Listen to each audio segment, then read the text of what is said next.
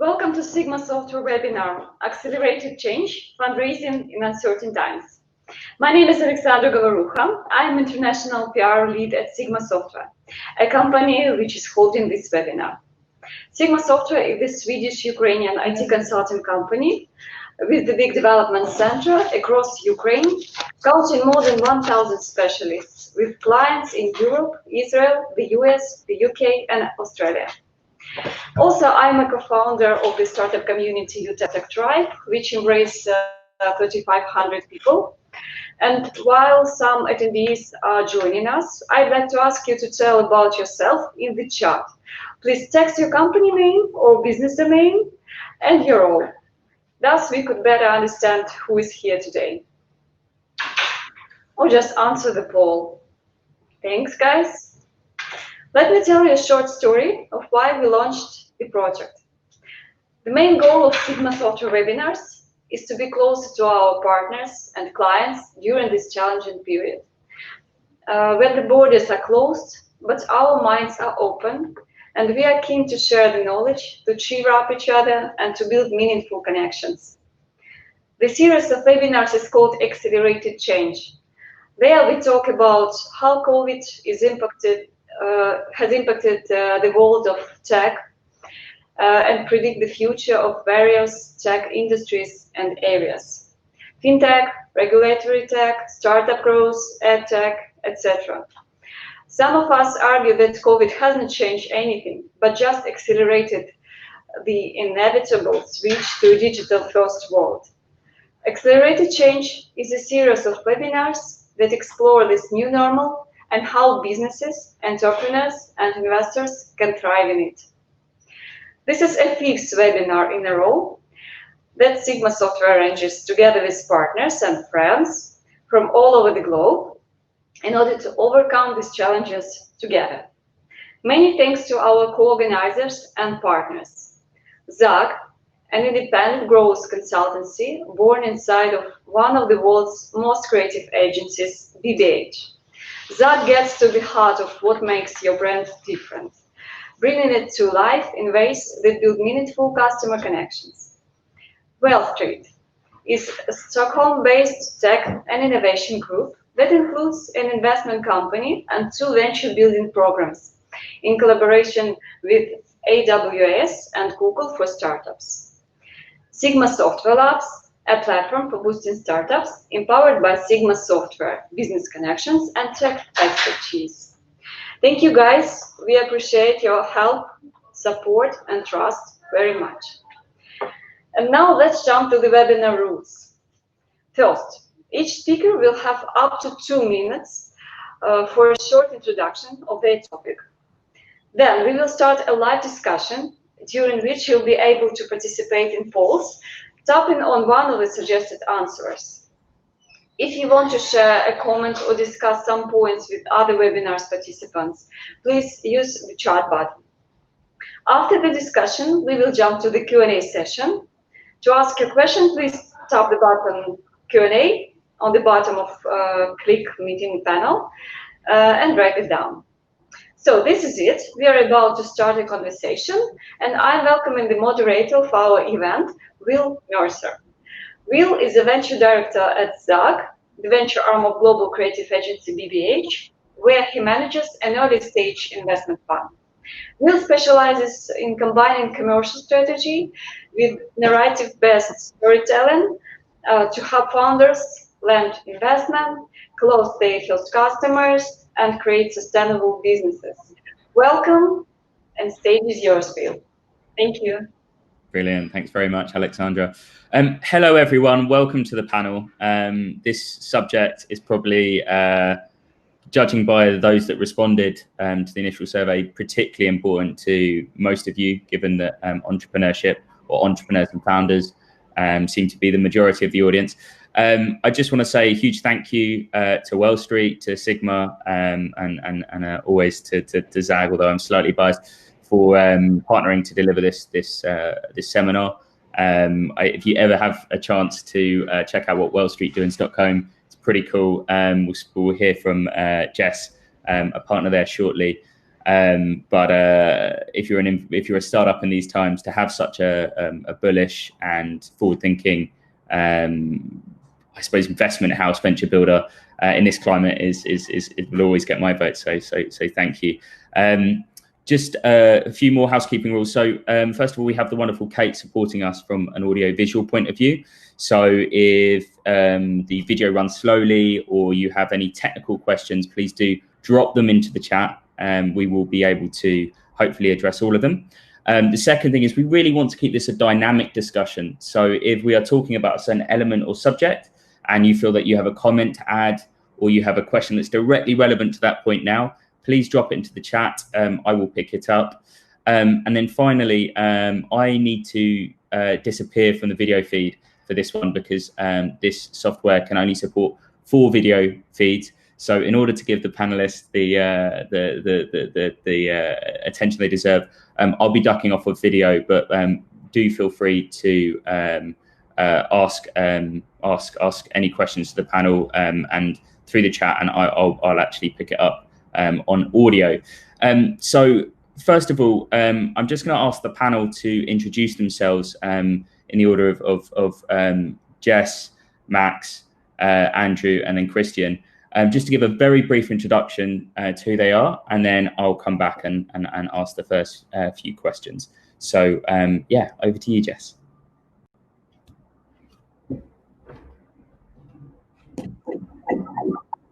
Hi, can you see me and hear me? Yes, you look great. Great. Hi, everyone. So I'm Jess. I'm a partner here at Wellstreet and the Chief Investment Officer, which essentially means I manage our existing portfolio of, I think at the moment, almost 30 companies.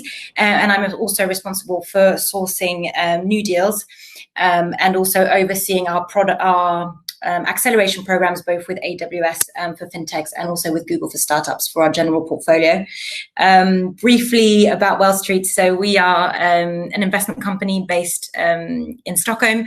We launched about 4 years ago, and we've invested so far in about 40 companies. We invest really early stage, so anywhere from idea stage up to a seed investment.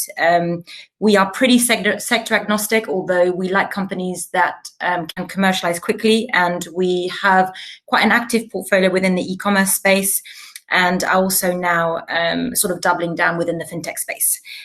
So that's a short introduction to us.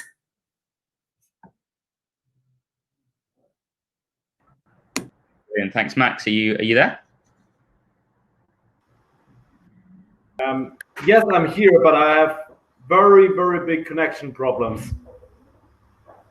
You're coming across quite well, so maybe get started and we'll see how it goes. Okay, let's see. Thank you.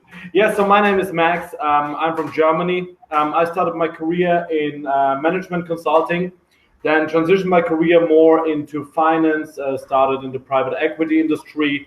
Afterwards, joined a company builder where we created 2 fintech, alternative fintech startups from scratch. And 3 years ago, after I graduated from the Frankfurt School of Finance, I founded my own startup, which is called Iconic Holding, where we have 2 different brands. The one is Iconic Funds, where we issue regulated vehicles for crypto assets, and Iconic Lab, which is an early stage investment company for blockchain startups, where we currently have 11 investments. Brilliant. Andrew, are you there? I'm here. Great.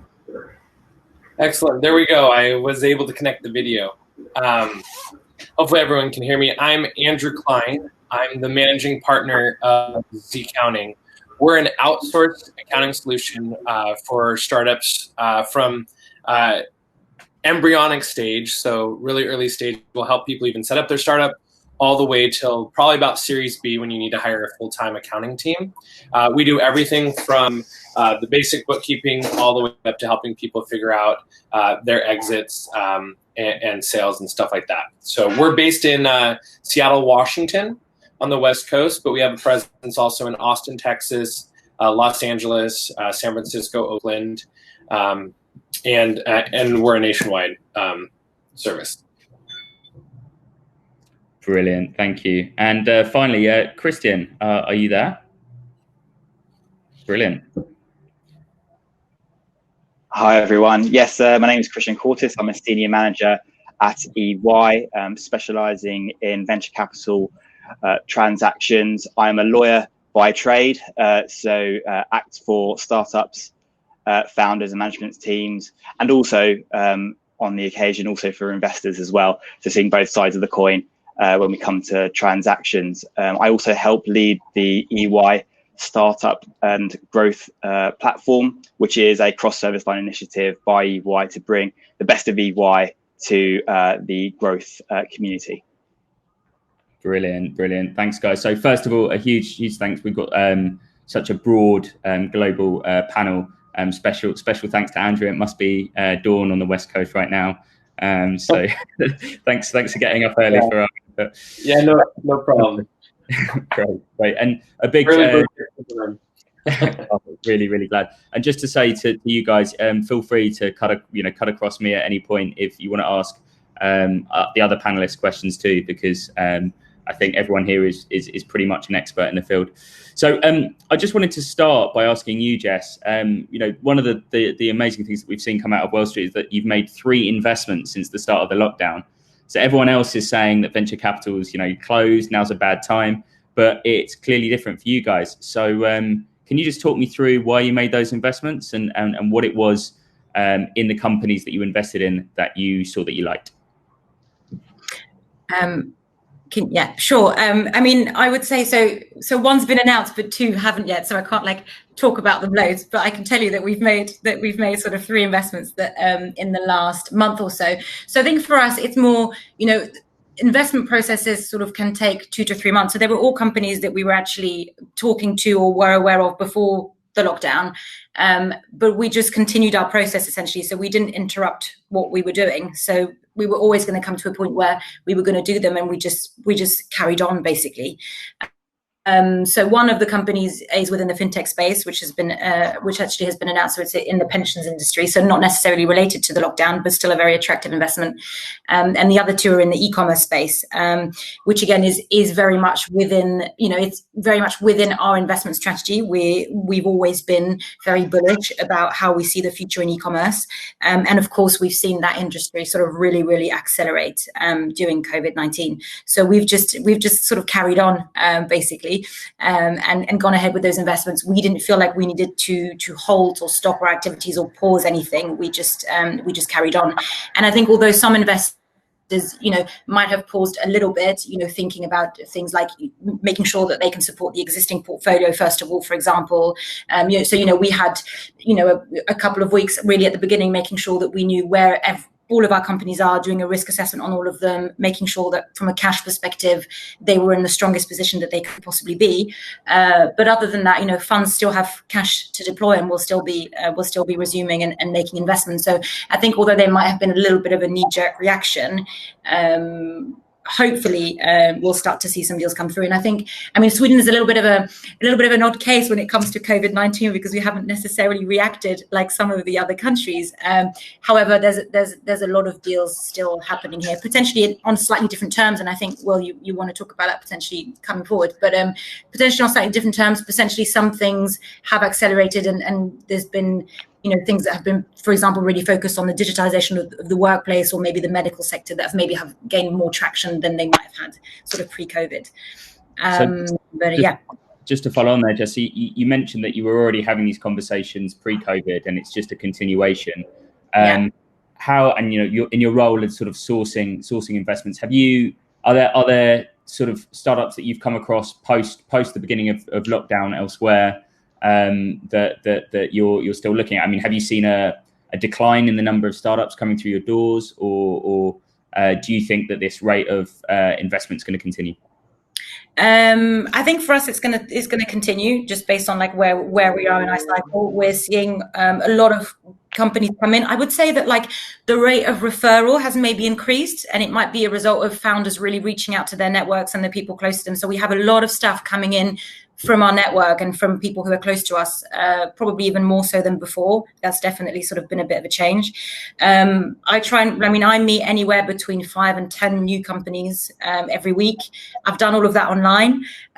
One of the founders, although we had him in our eyesight before the investment, I haven't actually met him in person. Meeting him in a couple of weeks for the first time, so that'll be exciting. Hope you guys get on. Another company, we met for an introduction in February, I think, and then I haven't seen them in person since. So everything has been done remotely. The other company, the founders are very local, so we hadn't met them in person. But yeah, just moving all of these meetings online, and as opposed to doing maybe the first meeting on a call, we're in third and fourth meetings, in some companies we've gone into a bit of a more exploratory phase, and we're doing all of that remotely. So trying to have the same level of activity remotely, it's not the same, but so far it's just as good. So we're doing our best with that. Amazing. So and just to sort of follow on that then, so from obviously you have a portfolio level view. Have you seen, I guess elsewhere you're seeing all sorts of doom and gloom forecasts that we're gonna have the largest, recession and arguably and possibly even a depression over the next decade or so. But obviously you guys wouldn't be doing that if you weren't so bullish about the future. So, you mentioned e-commerce, but, are there other good areas to invest right now? Where are you looking sort of for future growth? It'd be great to hear your thoughts. I think for us, so we believe, we're a very commercial investor. So we really focused on what is the value proposition to sort of an identified target customer, essentially, is the key for us. So we're just really looking for must-haves versus nice-to-haves, particularly when we look at the B2B space, which we tend to sort of favor. So, any sort of company that's really improving the competitiveness of an existing business, that's showing a way to dramatically increase revenue or profit margins, or showing a radical shift in terms of cutting costs, are sort of companies that I think we've always seen being interesting, but I think maybe some other investors are sort of starting to see the advantages in. Any company that's sort of digitizing a process that has been sort of offline, but that's kind of always been the case, I would say. And now you might be seeing that in specific areas, like the areas of work or the areas of the medical sector. And then the other thing I think that I believe in more than from a user perspective and a trend perspective is that although COVID-19 has nothing to do in a way, although that's also arguable, when it comes to sort of climate change and sustainability, I think in a way it has been a bit of a wake-up call for people of what a global crisis looks like. And so I believe that some solutions that are starting to really focus on the sustainability piece hopefully will start to get the attention and the traction that they deserve. So those are sort of the things that I would say. And I think also just more than from an operational perspective, companies that potentially have, a realistic view of the future, have a plan to, break even, can see profitability within their eyesight, still have, global ambitions to really, really scale and be big, but actually have more of a stepped approach of okay, this is how much we need to de-risk the business, have product market fit to then raise, sort of potentially a bigger round to scale. I think it's a model that we've always preferred and that we're seeing a lot more of, both from the founder's side and I believe maybe sort of a bit of a shift from the investor's perspective, because then it means that you're investing in businesses that, after a certain stage, they can actually ride out a period like this of potentially 6 months of complete, inertia, or at least not necessarily sort of new customers coming in. So yeah, those are the sorts of things I think that hopefully we'll see coming out, and that we're definitely sort of looking out for. There's a great takeaway point there, which is you've got to be ready to, or be prepared to deal with 6 months of inertia. Is a sort of prerequisite for those looking for cash right now. So yeah, great advice there. I just wanted to see if Max had managed to rejoin. I know that he had a couple of connection problems. Max, are you there? Eternal silence. Okay, brilliant, Max. We'll come back to you if you can hear us. I know that you are definitely listening in, so we'll see if we can get you back online. I just wanted to move over to you, Andrew. So obviously Sure. you're in the spiritual home of venture capital, the West Coast. You've done your stint in the Bay Area too, and you're in the megatropolis of Amazon and Microsoft. So what are you seeing out there? What's the West Coast story? Yeah, and I think that being in Seattle is unique because all of the major tech companies, even out of San Francisco, are building engineering offices out here. And they're all of the companies that are based in Seattle, Microsoft, Amazon, Apple's got an engineering office. They're hitting their all-time highs. So everyone with stock options has, over the last 5 years, become an angel investor. The angel investing in Seattle has always been conservative. Whereas if you go to San Francisco, you can get a check in a coffee shop. And so what we've noticed is that investors, like Jessica said, are more willing to do remote visits. You don't have to fly to San Francisco anymore to meet with an investor. And investors are more likely to respond to that blind LinkedIn request for a meeting because they're sitting at home and they still have to find companies and they still have to grow. And so we're seeing that you can get a hold of an investor easier than you could have before, and you can do it from Seattle without having to fly. And I don't think it's unique to Seattle. You could do it from Austin, Texas, or Denver, Colorado as well. You don't actually have to go to San Francisco anymore to meet with those investors. One of the things that we have found is that investors, like the whole country in America, have essentially put pause on back in March. So for about March and April, everything sort of stopped, and they were still sort of fielding meetings, but there wasn't a lot of activity going on, and everyone was sort of waiting to see what was going to happen. In the last month or so, we've seen people start to sort of move on, either through being fed up with being stuck at home and having everything on hold, or they've just accepted that, you know, some things have changed, some things have stayed the same, and they're comfortable now writing checks. We have seen, though, the check sizes have gotten a little bit smaller, and they're not putting, whereas before they may have put in $5 million, they're putting in $1 million or $2 million to wait and see what happens after the crisis, with sort of that longer term commitment for that 5 or 10 million that they would have otherwise done, but they're sort of dribbling it in a little slower. So it's also a lot harder to find employees. So you're seeing reductions in check sizes, but, you know, successful fundraisers getting up. What about we've had rumors of, you know, 50% reductions across the board in valuations. Is this true? Are we seeing a less bullish investor market? You know, that's really hard to say, because in the clients that we've had that have gotten funded during this period, it's not that they've reduced their valuation. A lot of our clients went back to their existing investors and did sort of a follow-on round to their prior round, or a bridge note to their prior round. And so the valuations for that are consistent with what you would do in a bridge round.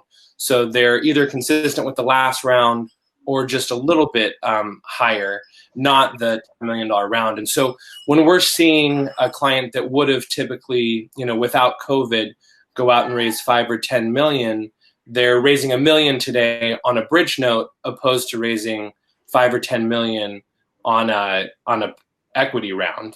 And so I wouldn't say that the valuations are down. I just think that the terms are being done at prior valuations, or putting an intermediary step in between where they would have raised otherwise. Okay, that's really, really helpful. Just to realize Max has managed to sort of rejoin the conversation. And some of the questions I had for you, Max, specifically, you deal quite significantly in the crypto space. Everyone familiar with the crypto space often sees that sometimes it doesn't track what's happening in the real world, because that's probably not a fair thing to say. But have you seen any difference in what's happening in the crypto space? How is investor sentiment there? First of all, sorry, I could only hear you, Jess, unfortunately, but now I'm in a different Wi-Fi, so I think everything should be good now. But coming back to your question, Will, so yes, I mean, the value drivers of crypto assets are completely different from the one you see in the real world. I mean, in the real world, you would use a discount cash flow method, or you would, I don't know, apply some other mathematical approaches, like a dividend discount model, for example, to derive the value of a stock or of a derivative. In the crypto world, it's a little bit different. For me, for example, Bitcoin is a commodity. For me, Bitcoin can be perfectly evaluated by using the stock to flow ratio. The stock to flow ratio is normally used for gold, for example. So basically you say the more or the less additional supply gets added to the overall circulating supply, the more value a rare asset is, more or less. This is what the stock to flow ratio says.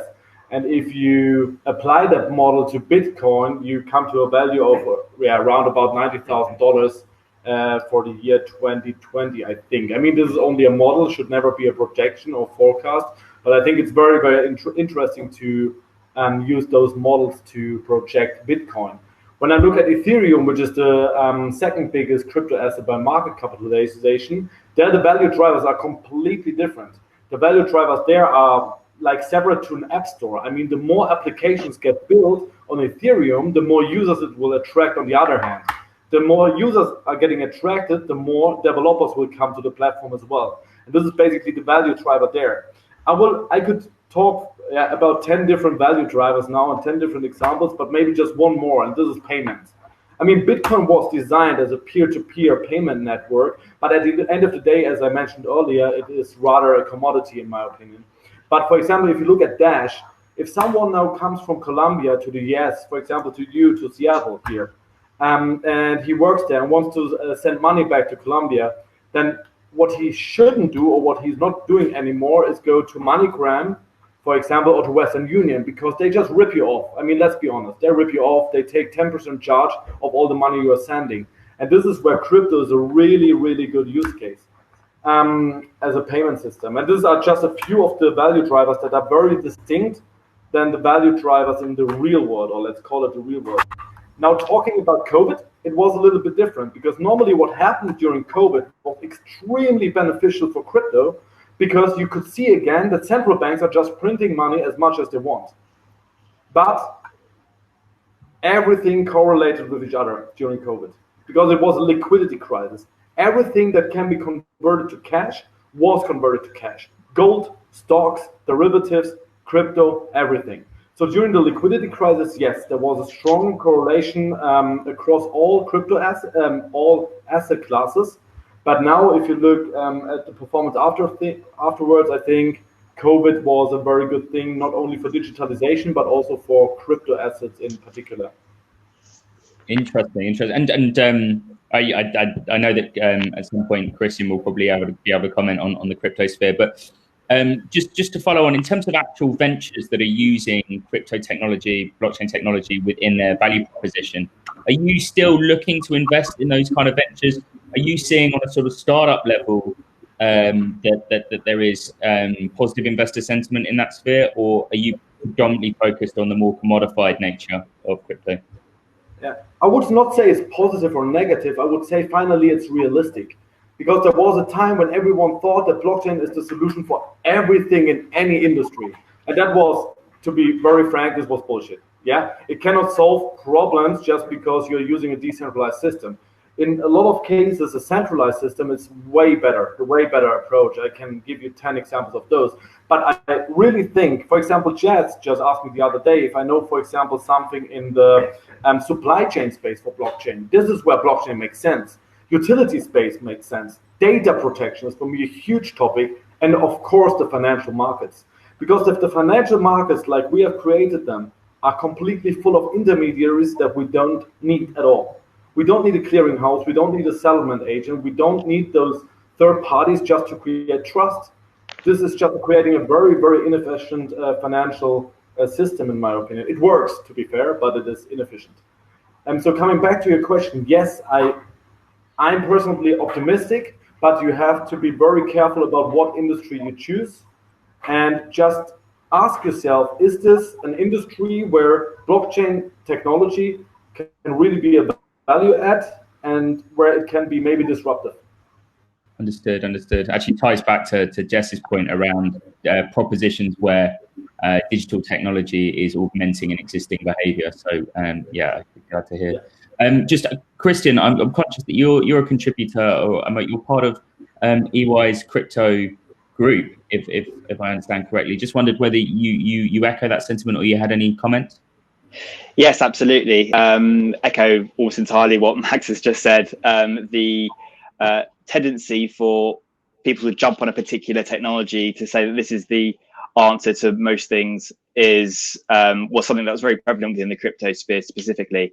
But now that there has been less volatility, relative volatility in terms of Bitcoin prices and that sort of thing, it allows the real development of applications on different types of chains, a real nuance in the differences in of propositions which each of the chains offer.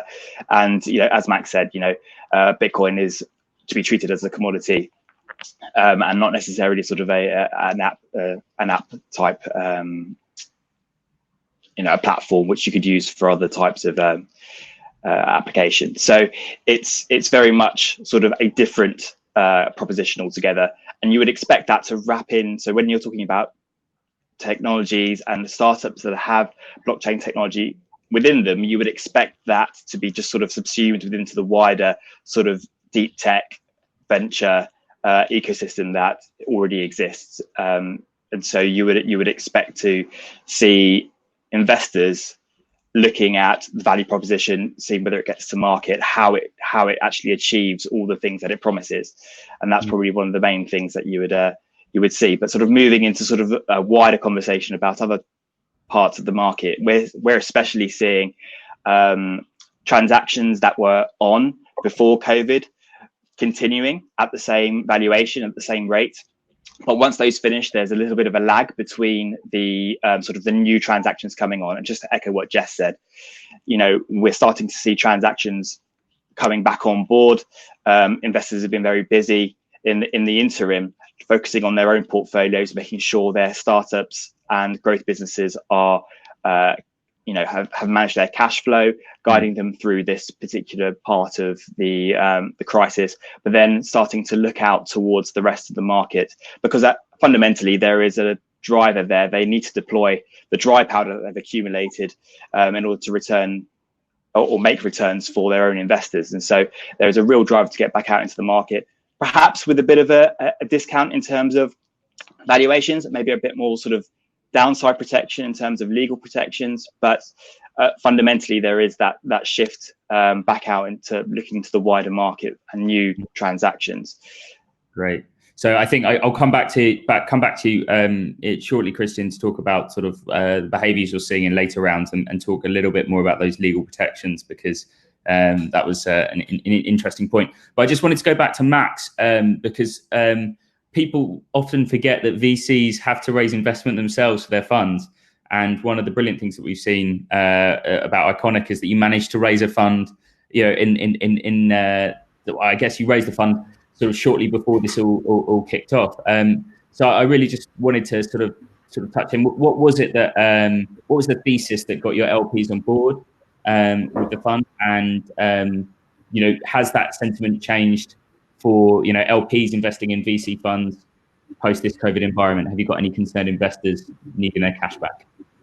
Yeah. So first of all, it's a little bit different. So what we did and what we are closing tomorrow officially at the notary is our own financing round. And this is how we can deploy companies to startups and how we can also issue our own funds.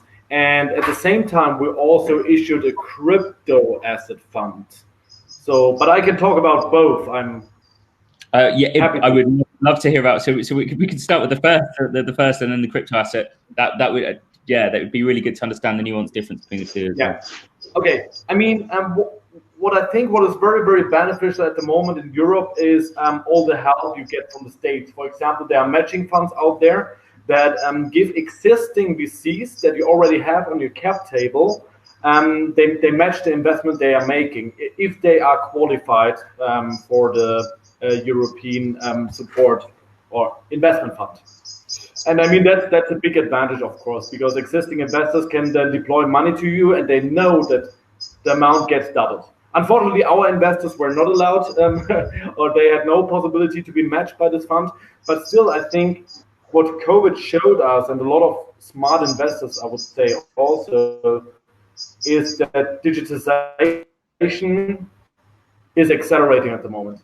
A lot of companies and people, particularly in the financial world, are forced to digitizing. And I think this is why we were also able to close our financing round at the moment. And this news, as I already said earlier, of course, the whole situation is kind of good for crypto. And since we are working in the crypto and blockchain space, of course, this was very beneficial for us.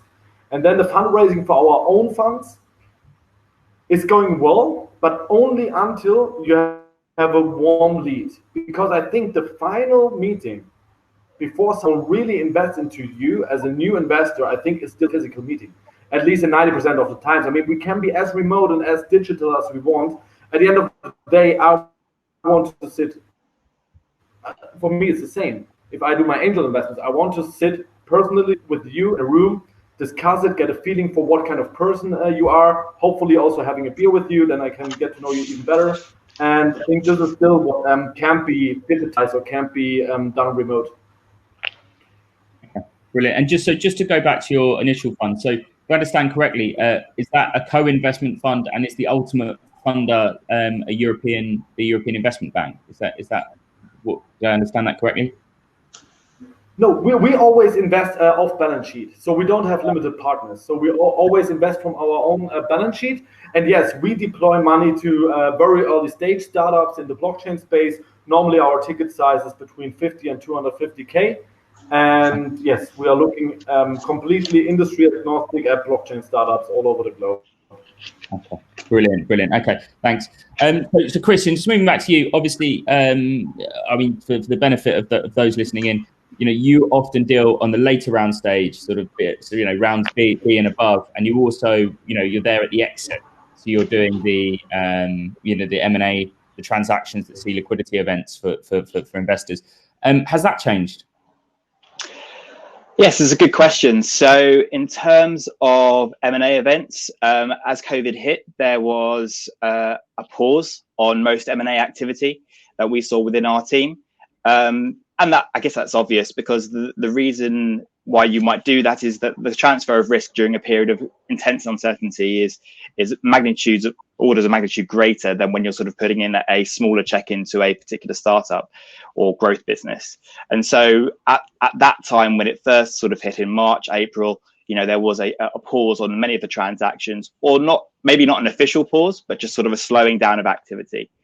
When looking at the private equity market, the same sort of thing happened, where you have any type of transaction with a larger fund, which often included, bank debt or other sort of leveraging. Again, banks were also sort of very conservative, and so are the PE houses at the end of the day, because the check sizes are so much greater than the sort of the venture and growth market stage. But in the VC sector, we saw, whilst we did see a slowing down of some transactions, actually a lot of the bridge funding that Jess mentioned earlier on did come into play. Sort of VCs propping up their existing portfolio, making sure that they can get their portfolios out of this crisis to enable them to survive the inertia that we were discussing earlier. And so that was a source of sort of market activity and transactions. The thing that Max mentioned was the matched funding, which is also in the UK. It's called the Future Fund. And actually, we had a lot of investors looking into that, figuring out whether the terms were appropriate for their portfolio, and then making those applications. And so where you would perhaps not see a convertible loan note used for a company in the particular position that it was, with the matched funding, obviously it reduces the downside risk for the investors.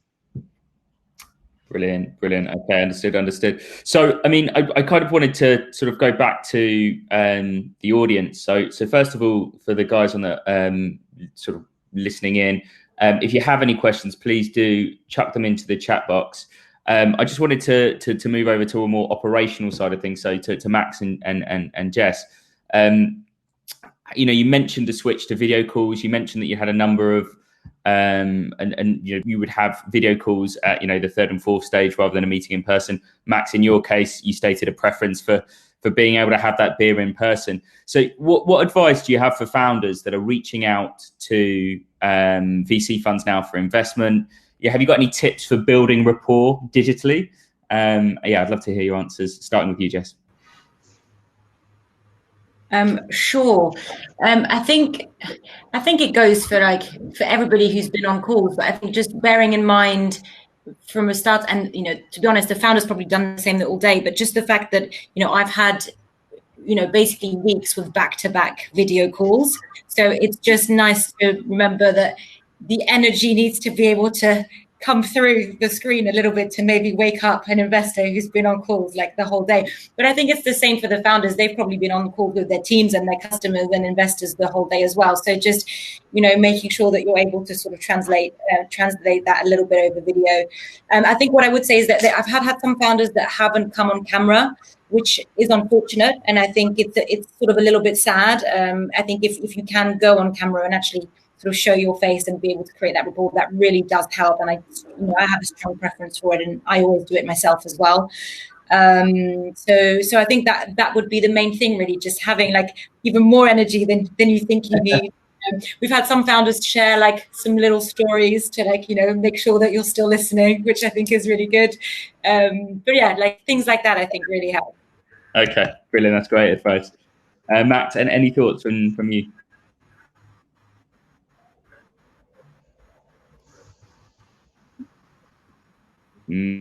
I completely agree. I mean, I'm someone, we have very different personalities. Yes, can you hear me? Can you hear me, guys? Yeah. I think there's a sound lag. So if you hear this, then just ignore it if you're already speaking. Oh, okay. So, I mean, we have very different personalities at Iconic. But I'm personally someone who really is, for me, passion is extremely important. The passion of the founding team is extremely valuable, because I believe a passionate team with a good topic, they can pivot 10 times, but they will succeed sooner or later. I'm very, very convinced of that. So, and passion is something what you normally really feel when you're face to face with people. So if you have any creative approach to somehow send me this passion via email or via video call or via telephone, I don't know how, I think this would be extremely helpful. And I think, as Jess already said, I mean, good stories, I think storytelling is always part of it. And yeah, be creative in these extraordinary times, and try to show your passion somehow in a different way. Cool. That's really helpful, and it's good to get that really clear message, which I think I read an article, something about how olfactory, so the ability to smell someone in a meeting is actually a really strong source of of information for you when you're having discussions. So actually doing a Zoom call, your body has to compensate for that lack of additional signals that you would otherwise get. And as a result, it makes Zoom meetings sort of incredibly draining compared to a face-to-face meeting in some regards. So I suspect other bits of advice I've had are specifically reduce the number of video calls if you can. So I can imagine sort of keeping that level of passion being quite challenging. I just move over to Andrew and Christian. I've got a few startups that I'm advising, and they're looking at their burn rate, and for the ones that have managed to reduce their burn, brilliant. But they're all of them are to some extent looking at funding shortfalls. They've lost key client relationships. You guys, you're the trusted advisors to the startups that you're working with. And starting with you, Andrew, sort of what advice do you have for those founders who are running out of cash? Raising investment can be a time-consuming process. So do they focus what little energy and cash they have on raising investment, or are there other options available to them? Yeah, so I think first off, our clients that have been most successful during this period really appreciated the accounting and really were up to date on everything, so that when they did need to make a pivot, they were able to do that quickly, and they were able to understand it because they've been looking at financials over the last 6, 12, 18 months. And so I think first off, knowing where you're at and where you can pull a ripcord and slow down burn is absolutely necessary regardless of a crisis or not. And so first off, all of our clients assessed what is essential and what is non-essential. Here in America, we also had 2 government programs provided by our Small Business Administration. One program was called the Payroll Protection Program. This program provided a loan that was 100% forgivable if you spent it on retaining your employees for payroll. And so you essentially got 2 months of payroll for free if you kept your employees. And so we helped probably over 100 companies get that loan. We had another loan that was a 30-year 3% or 3.75% interest loan, and this was called the Economic Injury Disaster Loan. And we had sort of a worry that investors wouldn't want to follow debt. And so the ones that were in the process of fundraising, we really gave the investors an opportunity to veto this loan. But in general, most investors thought 3.75% is really great interest, especially for a business loan. These were dollar amounts up to $2 million, but in most cases, clients got under $150,000, which was an artificial limit set by the SBA. And so that was those were some really helpful resources, definitely in America. And then in terms of raising, the first place that we always went before going to VCs, and maybe you run this process in parallel, but if you go back to your existing investors, you don't have to build that rapport with your body language on a video call. You already know the investors, right? And so the investors already know your company, and they already believed in you before. And the investors and the entrepreneurs that were able to articulate how COVID has paused the business but not killed the business, or the entrepreneurs that have been able to take advantage. We had a client that just raised money. They provided essentially the Starbucks app for independent coffee shops, so an order ahead app. Due to COVID and all the restaurants closing, this was the only way that coffee shops could still operate and be in business. And so they had a huge boom and actually needed funding to help support their growth. So I think that there's still opportunities out there. I would expect it to take longer, and so tighten your belt where you can.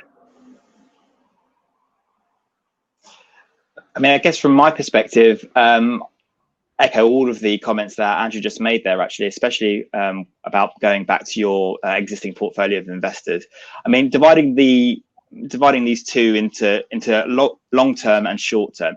In the short term, absolutely apply for the government assistance that you have in your jurisdiction. In the UK, it's a future fund or CBILS or any other type of funding that you can acquire. But also there is, in the UK at least, grant funding and also R&D tax credits, which will enable you to sort of recoup some of your expenditure. And that, can be assessed by, a team of accountants or R&D specialists. But also there are mechanisms by which you can get advances on those. There are specialist providers out there where you can get advances on R&D tax claims and so on. Again, other than going back to your existing investors, I think it's always important for founders and management teams to understand how COVID has affected their position, and this actually probably bleeds into the long term. All businesses should be looking at all the time, regardless of whether there's COVID around or not, should be looking at making sure their financial metrics are sound and can be presented in a way which is easy for the investor to understand, that their legals and sort of commercial contracts are also, papered well, organized well, to enable the due diligence process to be taken a lot quicker. It's one of the longest parts of the transactions, the legal due diligence, as well as sort of hashing out the terms. Unnecessary distraction for founders as they're trying to, build that rapport with the investors.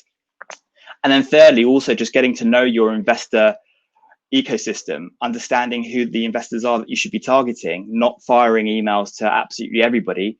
There are strict criteria for most VCs, just figuring out who those are, spending your time wisely. But not just spending your time in the 2 months before the fundraise. There's a longer game at foot here. So the longer you can develop your relationship with your VC, the better. And so it's not a cold approach when you're desperate for funding to go to that VC.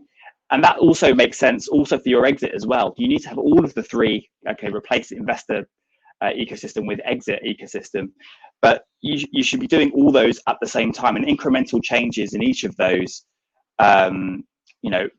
figuring out where your weak spots are and so on, can actually have a massive impact if your exit is 2, 3, 5, 10 years in advance. Small changes over a longer period make a lot of sense.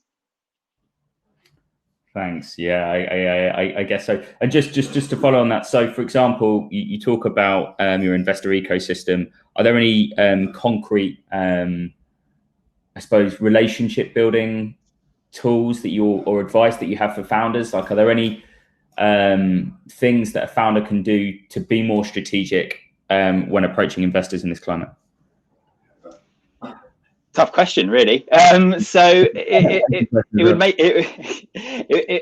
it makes sense to just have there are lists on the internet which set out where VCs invest predominantly, where they their check sizes, and also whether they have any particular USPs which are really relevant to your business.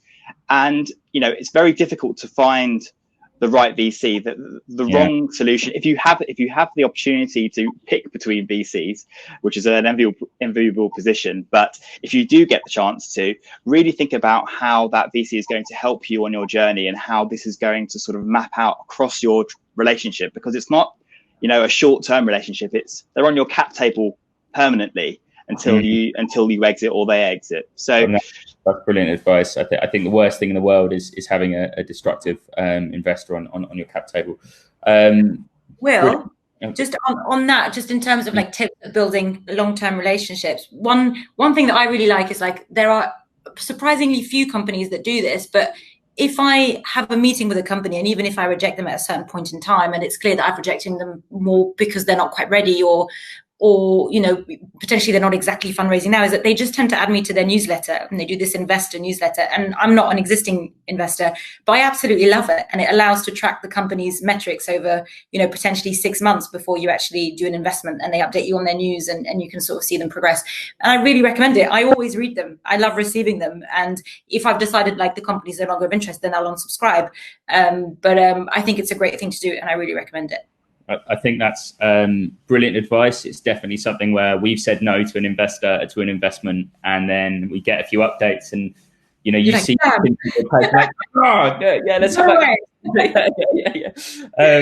So yeah, I'm totally with you. So there's a really, really concrete bit of advice there. So yeah, Johan, you asked a question. What if fundraising efforts don't result in investment? What alternative options? So obviously the first thing is the conversation doesn't end there. Keep them in your you stay in their peripheries, and keep your keep them up to date with what you're doing.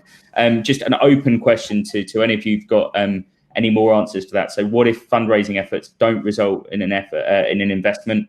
What alternative options are out there? I would say that the best way to start a company is to bootstrap the company and to finance through customer revenue. If you can get customers to pay you for something, especially if that product isn't ready yet and they're prepaying you to deliver something that they want so bad, then the investors will be throwing money at you. And in some cases, we've got a client that they provide a software for schools to help schools find substitute teachers. They've grown to over $1 million in sales, and they've never taken investor money. And now they're super stoked because they're taking a couple $100K a year out of the business, and they don't have to worry about paying back investors or anything. And so I think that working on trying to fund through customers and partners is the best path. That's actually great advice. We actually invested in one business that does something similar. So Supply Teaching, as it's known in the UK, where they were vetting and doing the background checks for supply teachers. And then they actually pivoted into doing it for key workers or medical professionals in the UK and volunteers who wanted to support the health services during this time. So I just thought that was quite an innovative adjustment, and immediately it opened up a new revenue stream. And they're currently got a round that's it's a very small round, but that it's already half committed based on the actual building out additional elements to their platform as a result of COVID. Jess, I just want to go back to a question that we had from Ruda, specifically for you. So you mentioned that the kinds of businesses you're looking for have changed as a result of COVID, but have there been any hard changes in your criteria as a result of COVID? So looking at you before and after. I don't think so. What I would say though is, like, we've talked a little bit about, okay, founders need to be aware of how COVID has affected them both in the short term and in the long term. So obviously now we want, I think every founder should make explicit, what has happened to their business during COVID. But I think most importantly, especially for investors like us who invest really early stage, up until Series A, investors are still investing in founders. So what we want to know is what founders actually did during COVID. Like, what actions did they take? How did they grasp this incredible challenge that has faced so many companies and turned it into a fantastic opportunity? And I think if you're able to show and explain like what you did during those times and how resilient you are, even just as a person, even if potentially you didn't succeed as a business, I think that's an absolute, that's a huge advantage. And that applies for companies and their existing investors as well. We have had some founders who've just been absolutely amazing in this time, and who've just, they were the first to react. They cut the costs. They nailed, taking advantage of everything that the government was doing. They focused on their customers.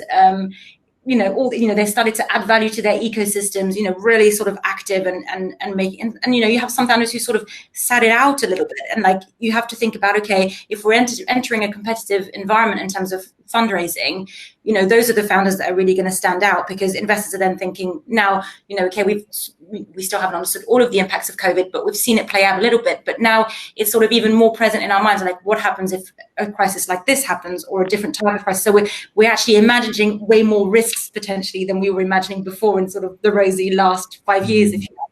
So being able to predict how a founder might react to this situation becomes really helpful. I'm speaking to a founder now who has a B2B SaaS, and he's had no churn during COVID whatsoever, and new customers coming in. I mean, that is such an investable founder. He's basically break even on his service, and only he needs the cash to then grow. But to sort of echo what Andrew was saying, that is the dream scenario, and those are the founders who, especially in times like this, are going to get the funding. So just actively being able to show, we're looking for founders who can show what they've actively actually done during this period, and that becomes like really important. That is super important and super valuable advice for any founder that's taking on investment in the near term. The whole messaging around how you've responded to COVID is something that is going to be a part of your story for the foreseeable future, whether there's a second wave or not. And so the point is that if you are a fairly decent sized business prior to COVID, you should be showing how your investment and how your development has happened pre-COVID, how you dealt with COVID, take hard decisions, cut where you needed to, how did you solidify your customer base, and then be able to articulate how the next stage is going to occur, or how you're planning for the next part of your growth journey. And that's super important. To say nothing about that is difficult. Even if even COVID hit you particularly badly, you need to be able to say and articulate as part of your story why the investor should still have faith in you. And that is exactly what Jess said, and couldn't have said it better.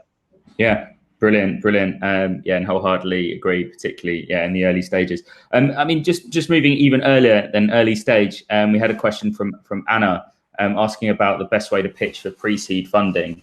And I just wondered, does anyone want to comment specifically on pre-seed? Maybe starting with you, Jess, because I think you look at stuff earlier than most. Is now a good time to do it is one question, and the second of all is, what kind of stuff do you have to show right now to get your attention? I mean, to be honest, if we say we're sort of pretty much always pre-seed. Again, the definition of seed very much varies, and I'm sure even sort of Andrew will have very, very different sort of definitions to how we see a seed in Europe. But let's talk about then a sort of really idea stage, or really, when you're sort of almost pre-prototype or prototype stage. I think for us, to be really honest, the earlier we go, the more we're looking for experienced founders who actually have spent a lot of time experiencing the problem or working within sort of the target customer where they're now sort of trying to solve the problem. So we don't really tend to go for founders who've identified a gap in a market, but who haven't actually spent a significant amount of time in that market. So I think just being able to show the actual like grasp of the problem you're trying to solve, then it doesn't matter if there's no prototype or actual solution, because you can show your sort of depth of understanding of what it is you're trying to solve. So I think I would actually sort of focus on that, and then of course always like the piece around what is the size of that opportunity. And for us, we specifically look at, I mean, this applies more to on the B2B side, but we look at, okay, how can this actually affect the bottom line of the client? Like, how does this like make a difference, from a financial perspective to the client? So those would be the two things, I think. Off the head. No, both great answers, and I have to say it's pretty much the same. At least in my experience, we often get people coming to us with great ideas, but if you haven't founded a business before, it's going to be very difficult for us to believe in your ability to pull it off without any snags, right?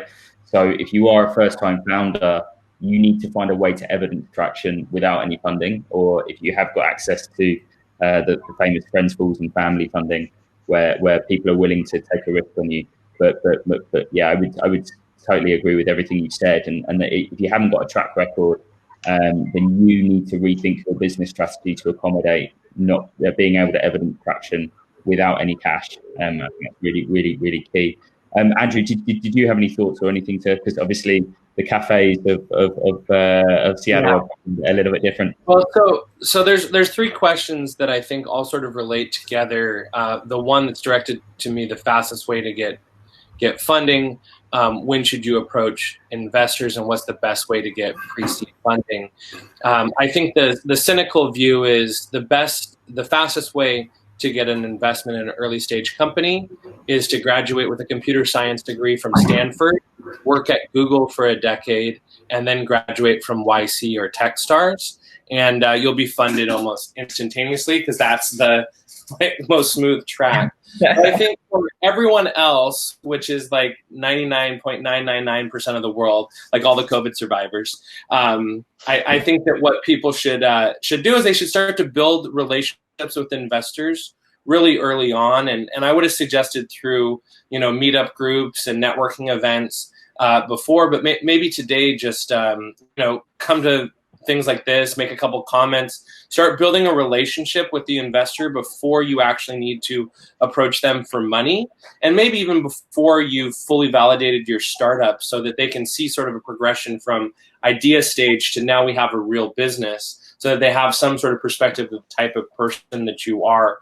Also in America, we have a concept called the accredited investor, and there's a similar concept in Europe as well. The accredited investor in America is an individual with over $250,000 in income, or a couple with over $300,000 in income, or a net worth of $1 million. And so when you're thinking about where to get your first funding, if you did work at a tech company and you've got colleagues that have been working there for more than 10 years, they likely make over $300,000 a year, and they've likely got $1 million in stock options. The same as most doctors and dentists and professional consultants and such. So I think the first step is to find people that know and trust you, and to get sort of small dollar amounts, small meaning 25,000 from accredited investors. And then the next stage, I think if you can go straight to VC at that point, go for it. But I think it's very difficult to build those relationships and the track record to get that funding early on. And so I'm really a big proponent in working with companies. That it sounds like Jess's company up north, but in America we have Techstars and Y Combinator and a lot of different incubators. And these incubators help validate your startup so that investors know that someone else sort of did the initial character due diligence, put you on a program for success. And I think that participating in one of those incubator programs is a really great way to meet investors, and if you don't have a network already, and to set yourself up for success with VCs. Brilliant. Yeah, I think all solid advice. Max, if you're still there, we've had a question about when is the right time to approach an investor. And I just wondered whether I'm trying my best. I hope you guys can hear me. It's like the voice, like the voice of God. We can hear you. It's great. Spoke too soon. Max, I'm guessing you might be on a delay if you are. Can you hear me? Yes, we can, but you're on it. Yeah, what I would maybe differentiate is business angels from VCs. I don't know if this has already been mentioned, but I mean, if I'm very early stage and I'm before proof of concept, before MVP stage, I will definitely reach out to business angels because they are the one who invest on a more emotional level. They really care about passion. I mean, if I, for example, compare my own business angel investments compared to our Iconic Lab investments, I can say that the ones I made personally were much riskier in the sense of there was nothing. This was absolutely pre-seed. So I think it always makes sense to reach out to business angels in the beginning before you reach out to, let's say, real professional financial investors like venture capital and so on. Great points. And yeah, that just goes back to your earlier comment around passion being the best way to come across on video. Christian, we've had a question specifically for you, but I'm sure everyone else will have an opinion on this. But how should startups evaluate potential investors? What should they be doing, other than obviously looking at their thesis, which is something you were quite clear on? Yeah, absolutely. Looking at the thesis is vitally important. But not necessarily, if you're developing a long-term relationship, then think about also VCs that you can grow into. So we've already spoken about sort of developing a long-term relationship, having those initial conversations, even if you're not at that stage, that is important for when you get to a later stage. But in terms of prime focus of your attention, then, try and focus on the ones that, are more within your sort of ticket range. Evaluating investors, very difficult, really. Think about sort of the sector specialisms that they have already invested in, some of the complementary companies in their portfolio. Are they good network? Is that a good network there for you? Is there a track record of developing this particular type of business? Look for the company that got to that VC before you, because they were very unlikely for a VC to invest twice in the same sort of specific product, and so that's a way of whistling down some of the VCs that you're looking for. And then sort of more broadly, listening to them sort of talk, go to their events, see if they are of a type of character which will help you. There's some VCs that are standoffish and sort of here's the cash, but we won't sort of be all over the management. Others are very much in the opposite direction, sort of very heavy in terms of investor consents and reserve matters and those sorts of things. So there is a sliding scale through all of those, and usually that's a function of where their funds are derived from.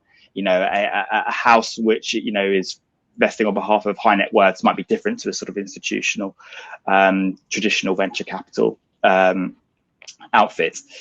And then actually it boils down to, even if you do have that short list, you've gone from sort of looking at the mass that's in the internet and then down to the ones that are appropriate to you and down to the ones that seem to be a fit with you. The individual investor is also really important. Who's going to be sitting on your board, who's going to be sort of taking those decisions, who's going to be guiding you through rough patches, who's going to be lifting you up when it's a good time. And so these are all things which really can only be done sort of in a face-to-face, and hopefully as during the course of your management discussions with your VC, you're also getting that feel as well. It's not just a one-way street. You do need to understand where your synergies lie with the VC as well, both in terms of character, but also in terms of sort of, network and sort of cash availability. Yeah, all good points. Can I add something? Well, please. Yeah, please do. So before we make an investment, we always offer references from existing founders. So we always send contacts of 3 or 4 founders we've been working with, some more recent, some that have been together with us long term, just so that they can have a conversation with them beforehand. And maybe they reach out to them on their own as well, but we always make sure that we offer to do that. And then more, I think just to cover, to to back up your point, Christian, on like who's the individual that's going to sit on the board and that kind of stuff. I've had founders ask me actually, sort of personally, how I'm tied into the fund. Like, am I going to be there in the long term? Like, am I going to be here for the next 5 years and that kind of stuff? And I'm super happy to share that and to sort of explain like how we work and why, and how I'm incentivized and making sure that I will be responsible for this fund for the foreseeable future. So those are questions that founders should feel comfortable to ask, and then they'll get an idea of like whether they're likely to be switched from one person to the other in that kind of stuff or not. So yeah, just like some concrete things that maybe founders can ask for, and probably not like in the first couple of meetings, because you might scare off the investor like, oh, we're only just but when things start to get serious.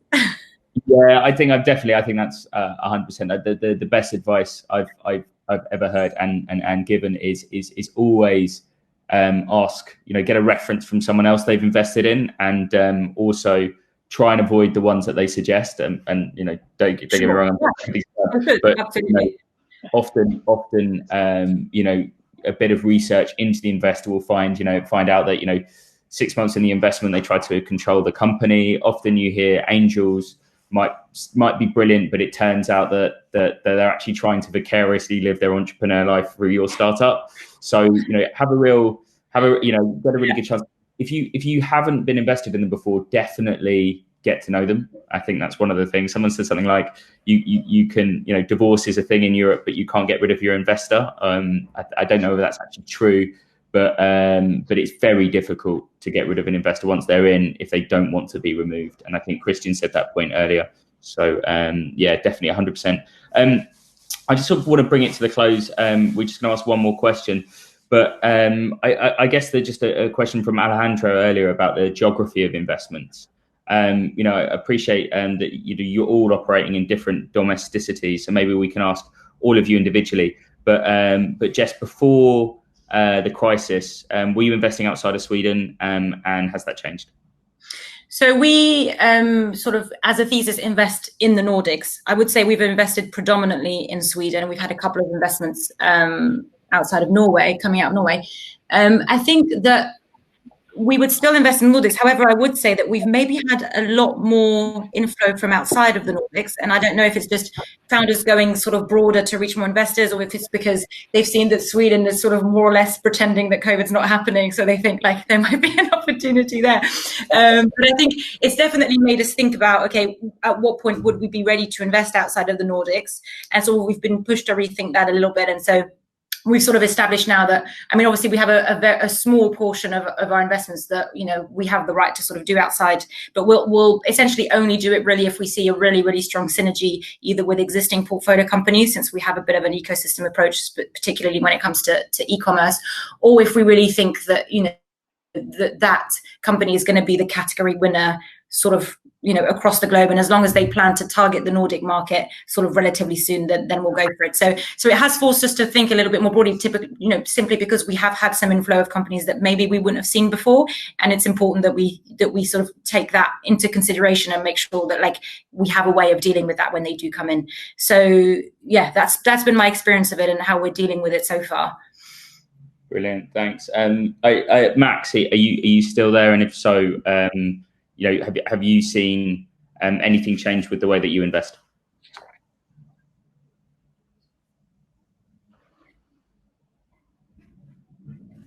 Oh, I think just looking at the attendee list, he might have dropped out. Okay, brilliant. So yeah, same question to you, Andrew. Yeah, so I would say that, and I was reading through some of the other questions at the same time about what do investors want to see post-pandemic in the tech space and other things that we've sort of seen. In America, you typically would have had to go to San Francisco to sort of kick off your fundraising round because the best terms are there. And so if you, now today, I feel like you can you don't have to go to San Francisco, like I said before, and you can find other investors. There are funds locally that want to invest in their local communities. They're usually more at the angel level. But yeah, we've seen, I think the investor that went into Joe Coffee was actually out of New York on the East Coast. But I think that that's not necessarily unique, maybe just sped up a little bit and close the distance due to COVID. Great. It's good to see an East Coast investor go West Side for the investment. Yeah. Christian, finally, over to you. Any sort of thoughts in geography change across border transactions on the rise, down? Any comments? Not really. I mean, I think that's a function predominantly of being based in London, which is already an international hub where you have different startups, coming across sort of the London fundraising market.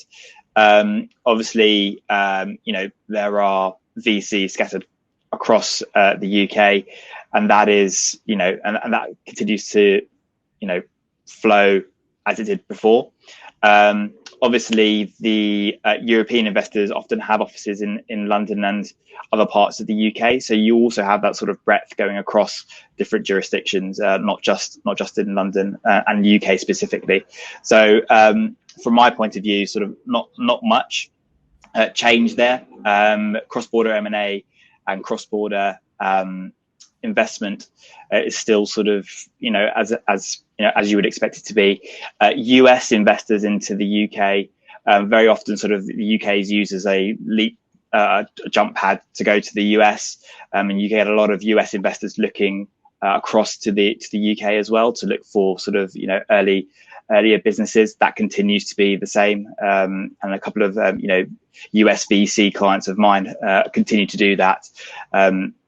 Question, with Brexit and so on, actually sort of being a discount to invest in UK businesses at the moment with the currency fluctuations and so on. So there's balances, and each individual circumstance is different depending on the VC, the sector, and so on.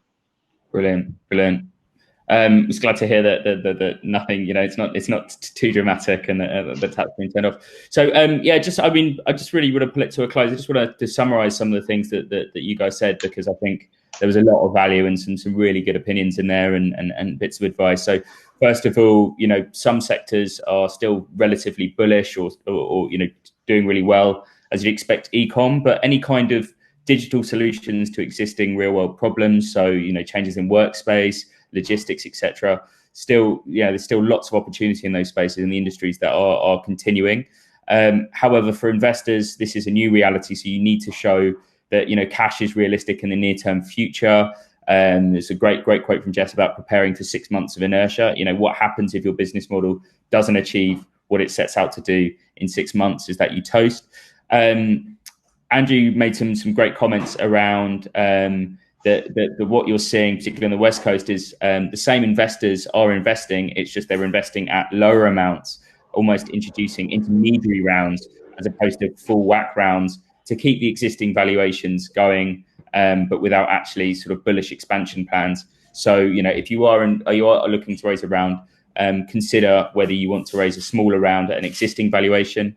You can use all sorts of tools for that, such as convertible notes, etc. Max made some great points around crypto economics. So, treat Bitcoin like gold. Ethereum, it's about the attractiveness as the Ethereum platform. But when it actually comes to crypto ventures, this positive negative sentiment where sort of crazy business models were getting funding, that's kind of come to an end. We've actually got a realistic investor sentiment in the crypto space, and it's sort of become more in tune with mainstream investment logic. Christian was saying that M&A on a whole, there is still activity, but it is reduced as people don't really want to take on more risks in a changing climate. Then we went into the hardcore about how to raise investment in these times. Some real nuggets of wisdom here. Building digital rapport, you really need to be passionate. Communicate your passion when speaking to investors. They might be on call number 10 of the day and they might be done. So use devices, rhetoric, stories, whatever. Keep them entertained. Show how much you care. I think that was really, really good advice. Max echoed that. That angels care about passion, and so particularly if you're going for angel rounds, you really need to get them engaged. We had some great comments from Christian and Andrew on accessing government support. I'm sure they don't mind you reaching out if you have specific questions. another great bit of wisdom from Jess and Christian about, as a founder at early stage, investors are investing in you. So how you're reacting to the crisis is almost as important as your value proposition. So have to think about that in mind. Don't just sit around and wait for the crisis to end. Instead, see what you can do now and see if that's an attractive, that will be an attractive characteristic to investors. And then there was sort of a bit about if you're going pre-seed, if you don't have experience, you need to evidence traction as quick as possible, show your value to the client. So for example, if you're going on the B2B side, make sure you can evidence the value in what you're doing. And if you need to raise cash, you're only really going to get it from people that know and trust you. So to build that rapport. I guess I just wanted to bring it to a close by saying a huge thank you to all of the panelists. There's been some great advice in there. Massive thanks to Wellstreet, Jess, is it Z counting or ZC counting, Andrew? Yeah, Z counting. So it's like accounting, but with the Z instead of an A. Yeah. Yeah. Brilliant. So, yeah, we wanted to be accounting.com, but that was taken. Bookcounting.com was taken. Cookcounting. We got to Z and it was available, so I took it. So there's another little tip for coming up with a great domain name. Perfect, makes sense. And Christian at EY and Max at Iconic. It sounds like tech issues got the better of him, but he had some great thoughts before disappearing. So and thank you to Sigma for hosting, and to all of you for listening in. Over to you, Alexandra. Thank you, Will. Great sharing. Thank you. Cool. Well done. Alexandra, are you going to dial it? Are you going to cut across? Or yeah, Will, could you please switch off your video? And I will. I'm taking up valuable. Brilliant. Brilliant, thanks. So thanks everybody for joining us today. Thanks again to our partners, Sigma Software Labs, Zag and Wellstreet, for your support and trust to our idea.